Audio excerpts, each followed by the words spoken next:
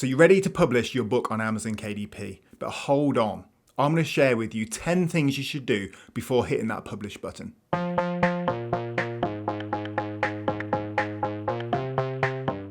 So when you go onto your KDP bookshelf and create your book, you've got 3 sections to your book. You've got the details, the content, and the rights and pricing. And I'm going to be sharing with you 10 things that you need to double check before you hit that go live button.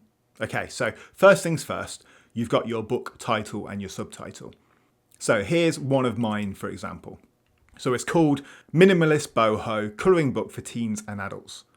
The subtitle is 50 minimal colouring pages for relaxation and stress relief. That is not keyword stuffing, and that's something super important to look at. You need to be hitting the keywords that you want to target, but you don't want to be keyword stuffing. There's also some things that you can't say in your title and subtitle, so you want to be checking out the Amazon Terms of Service page to make sure you're not violating any of that. So the key things to remember here is to make sure you're hitting the keywords you're trying to target, and within the book title itself, it needs to match what's on your book cover. So I've got Minimalist Boho Colouring Book. If my book cover said Clean Boho Colouring Book, then that probably wouldn't be approved. So whatever's in that book title normally needs to be on the book cover. Now, in terms of your subtitle, that's a good place to include some additional keywords, but it's also a place to continue selling your book. So there, for example, I've included that there's 50 colouring pages because that's a decent amount of colouring pages, whereas other books might only have 40 pages. So you need to make sure that the title and subtitle have the keywords that you're trying to target, they sell the book, but you're not violating any of Amazon's terms of services. Now, there's probably 100 things that you need to check overall, but these are just my top 10 things to double check before you hit publish. And the second thing is utilising the right categories. So on the details page, you can choose up to 3 categories. So these will be defined by your primary marketplace.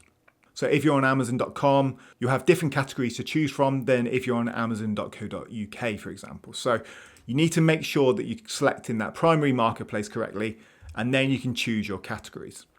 The key thing to mention here in categories is to not try to trick Amazon. So I'm making this colouring book for adults. What I don't want to be doing is putting it in like gardening or something like that, because some people do that to try and get a #1 bestseller rank little orange tag, but it's not worth it. Because if Amazon deem that you're kind of gamifying the system, they can literally block your account. So with the categories, you need to be putting them in the right categories for you. I would also suggest trying to utilize all 3 if you can, but don't try and put it in somewhere where you think it's going to get that #1 bestseller tag just for the sake of it. So for my colouring book, for example, I've got it in self-help, art therapy and relaxation, stress management, and then colouring books for grown-ups. So I think that's pretty good for those 3 categories. Scrolling down, tip number 3 is to look at your keywords. So you have 7 keyword boxes that you can utilize, and these are really important. What I would recommend to you before you publish your book is do some keyword research. That can be as simple as going onto the Amazon search bar and trying to find what people are searching for, or you could use a tool like Publisher Rocket or BookBolt. But I'd highly recommend doing some keyword research before you publish your book. This is where you want to include the search terms that people might be searching for. For example, here we've got Minimalist Boho Colouring Book. We've got Relaxing Colouring Books for Adult Stress Relief. So they're all search terms I want to try and rank for. Now, mine might not be perfect, but I'd recommend that you take your time with this before you hit that publish button. Now, before we move on to content, I'm going to share with you tip number 4, and this is really important. And that is making sure that you're not violating any trademarks or copyright. So I've actually done this once myself and I got a warning straight away. It was something that I thought I'd be okay getting away with, but Amazon picked it up straight away and blocked the book. So you need to be super careful with trademark terms. So let's say you're publishing a colouring book and you want to rank for the search term of Disney colouring books. You cannot include that in your subtitle, your description, or your keywords. So you need to make sure you're not using trademark terms, even in your keyword boxes, which aren't visible by the public. Trust me, it's not worth the risk of getting your book blocked, and it's not worth the risk of having your account terminated. So be very careful with trademark terms. Amazon take it very, very seriously. And what I would recommend is if you're unsure, err on the side of caution. Now moving on to the content side of things. So you've either got your own ISBN or Amazon have given you an ISBN, and then you come on to the print options. So you've got quite a few options to go through here, and you just need to make sure you're selecting the right ones. So in terms of the paper type, you've either got black and white with cream or white paper. Now, if you're doing something like a colouring book, you obviously want white paper. And then if you've got colour interior, you've either got the standard colour or the premium colour. The main difference with these that I've found is the printing costs. Now, yes, premium colour is a bit better quality, but the cost to print a book in premium colour is very high. So whilst it might be a nicer thing to do, it doesn't normally make sense to go for that premium colour option. Now, that might be different if you've got a strong brand with a good following, but for most people, you probably want to do that standard colour. Then you need to select the right trim size. This needs to be the same size as your manuscript, and you choose your bleed setting and cover finish. So no bleed means it doesn't print to the edge of the page, and you need to work within a safe area in your manuscript. Whereas bleed, you need to include an additional area outside of your manuscript, and then it'll print to the edge of the page. So know before you start your manuscript whether you want to use bleed or no bleed. And then the cover finish is completely up to you. For things like colouring books, I like to use glossy because it's quite fun. And then for my fiction writing, I like to use matte because it feels a little bit more premium. Tip number 6 is the format of your book cover. And this is a very simple tip, but if you're creating a Kindle ebook, i.e. a digital file, you need to be exporting your cover in RGB. Whereas if you're creating a physical product, i.e. a paperback, you need to be exporting it in CMYK. So there are your two options basically. So when you're uploading your cover, make sure you've exported it in the right format. And tip number 7 stays on the book cover, but it's making sure that it stands out on thumbnail view. So you've probably spent a lot of time and effort making this book. If your book cover isn't strong enough or it doesn't stand out in thumbnail view, it's just not going to sell very well. And that's what I found out from publishing over 130 titles on Amazon, is the ones that tend to sell the best are the ones with the strongest cover. So just to show you an example, I'm just searching for unicorn colouring book for kids. And so these top 4 here are the sponsored products, but then these 2 are the best sellers. So these are the 2 that are ranking best for that keyword, likely because they're getting a lot of sales at a good conversion rate. Scrolling down, you can see the rest of these are really nice covers, but you've got one here, for example, and this is a good example of what not to do. The text doesn't stand out, the cover's not interesting, so that is probably not going to sell very well, even though it's using ads to try and rank for that keyword. So you need to make sure that the text stands out nicely on thumbnail view, it's bright, it's vibrant, and it stands out.